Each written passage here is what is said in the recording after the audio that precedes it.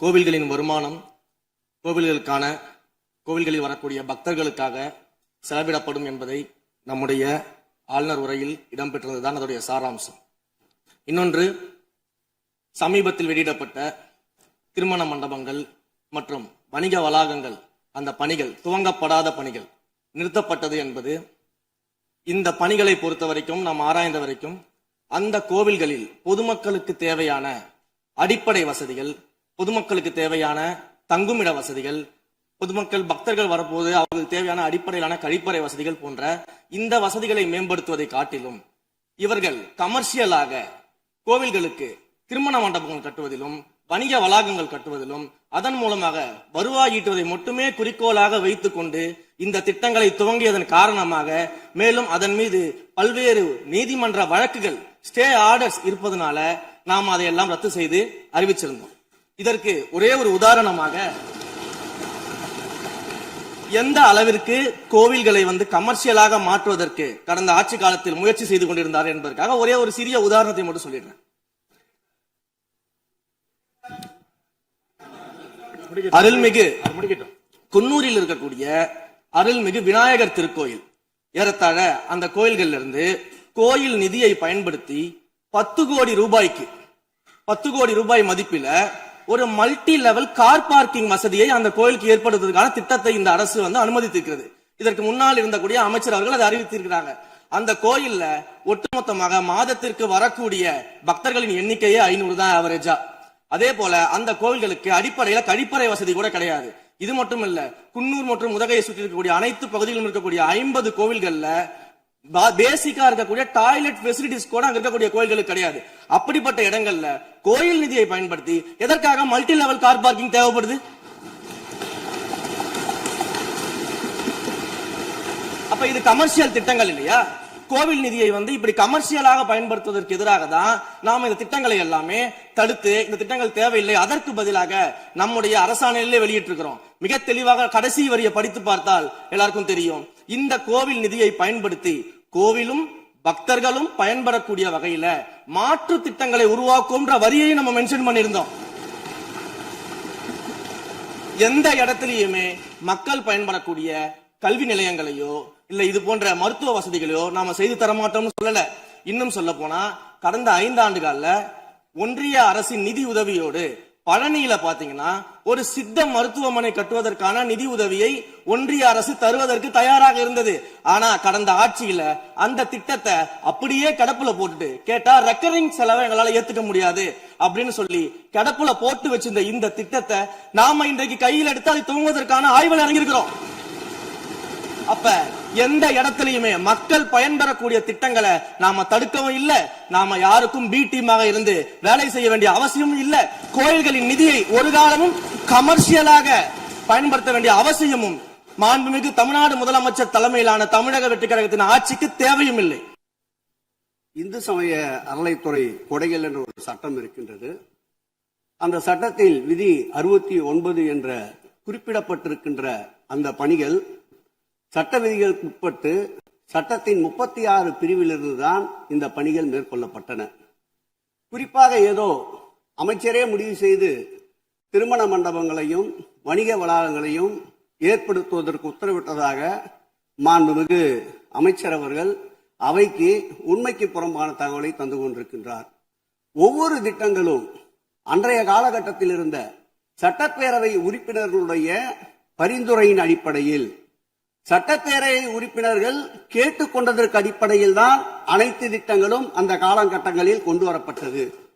அதோடு மட்டுமல்ல, உறுப்பினர் அவர்கள் குறிப்பிட்டு கூறினார், குன்னூரிலே மல்டி லெவல் கார் பார்க்கிங் கொண்டு வரப்பட்டது என்று. அங்கே இருக்கின்ற 56 கோயில்களையும் நான் குன்னூரிலே 5 நாட்கள் ஊட்டியிலே முகாமிட்டு அனைத்து கோயில்களுக்கும் நேரடியாக சென்று ஆய்வு செய்தோம். அந்த ஆய்வின் அடிப்படையில் அந்த திருக்கோயில்களுக்கு வருகின்ற பக்தர்களுடைய அடிப்படை தேவைகளுக்கு வருமானத்தை உயர்த்துவதற்காக குன்னூருக்கு சுற்றுலாவுக்கு வருகின்ற மக்களுடைய வாகனங்கள் போதிய அளவிற்கு பார்க்கிங்களுக்கு இடமில்லாமல் தவிக்கின்ற சூழ்நிலையில் அங்கே மல்டி லெவல் பார்க்கிங் கொண்டு வந்தால் நகராட்சி பரிந்துரையின் அடிப்படையில் வருமானம் பெருகும். அந்த வருமானம் திருக்கோயில்களுடைய மேம்படுத்துகின்ற பணிகளுக்கு உதவும் என்பதற்காகத்தான் அந்த பணிகளை மேற்கொண்டோம் என்பதை மாண்புமிகு அமைச்சர் அவர்களுக்கு இப்போது யார் அறிவுறுத்தி, ஒரு நிமிஷம், யார் அறிவுறுத்தி இந்த அரசாணையை வெளியிட்டிருக்கின்றாரோ அவர்தான் அப்பொழுது ஆணையாளராக இருந்தபோது இதே அறிவுறுத்தின் பேரில் அரசாணையை வெளியிட்டிருக்கிறார் என்பதை பேரவைத் தலைவருக்கு, பேரவைத் தலைவர் வாயிலாக அமைச்சருக்கு தெரிவித்துக் கொள்கிறேன். மேலும் அவர் கூறுவதற்கு எனக்கு பாயிண்ட் ஆஃப் ஆர்டரில் பதில் கூறுவதற்கு அனுமதிக்க வேண்டும். மாண்புமிகு பேரவைத் தலைவர் அவர்களே, குன்னூரில் இருக்கக்கூடிய அந்த விநாயகர் கோயிலுக்கு சொந்தமான இடத்துல மல்டி லெவல் கார் பார்க்கிங் அமைப்பதற்கு ஏற்கனவே அங்க இருக்கக்கூடிய நகராட்சி நிர்வாகம் ப்ரப்போசல் வழங்கிய போது அந்த நகராட்சி நிர்வாகத்திடம் நம்முடைய நிலத்தை குத்தகைக்கு கொடுத்து அதன் மூலமாக இருக்கக்கூடிய வருவாயை வைத்துக் கொண்டு நாம் முடிந்த வரையில் நம்முடைய கோயில்களுக்கு தேவையான அடிப்படை வசதிகளை நாம் செய்து கொடுக்கலாம்.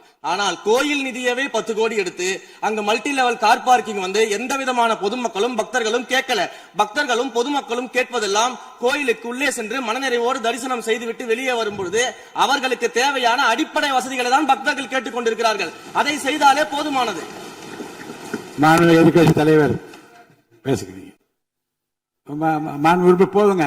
நீங்க சொன்னீங்க விளக்கம் சொல்லி திருப்பி இதை நான் அனுமதிக்க முடியாது. மாண்பு எதிர்கட்சி தலைவர் பேசுங்க. வேண்டாம், போதும். நீங்க பதில் சொல்லிட்டீங்க பாருங்க.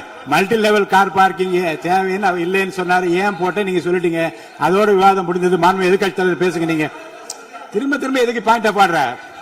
இனிமே எதிர்கட்சியாளர் பேசி முடிக்கிற வரைக்கும் குறுக்கீடுகள் அவசியம் இருந்தால் அனுமதிப்பேன், அனுமதிக்க முடியாது. எதிர்கட்சி தலைவர் பேசலாம். ஒரு குற்றச்சாட்டு இல்ல, அவர் விளக்கம் தான் சொன்னார். என்ன குற்றச்சாட்டு சொன்னாரு? அவர் விளக்கம் சொல்லிட்டாரு. மாண்பு எதிர்கட்சி தலைவர் நீங்க பேசலாம்.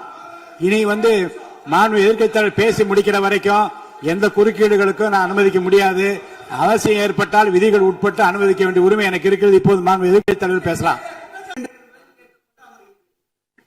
மாண்புமிகு பேரவைத் தலைவர் அவர்களே, குன்னூரில் இருக்கக்கூடிய அந்த விநாயகர் கோயிலுக்கு சொந்தமான இடத்துல மல்டி லெவல் கார் பார்க்கிங் அமைப்பதற்கு ஏற்கனவே அங்க இருக்கக்கூடிய நகராட்சி நிர்வாகம் ப்ரப்போசல் வழங்கிய போது அந்த நகராட்சி நிர்வாகத்திடம் நம்முடைய நிலத்தை குத்தகைக்கு கொடுத்து அதன் மூலமாக இருக்கக்கூடிய வருவாயை வைத்துக் கொண்டு நாம் முடிந்த வரையில் நம்முடைய கோயில்களுக்கு தேவையான அடிப்படை வசதிகளை நாம் செய்து கொடுக்கலாம்.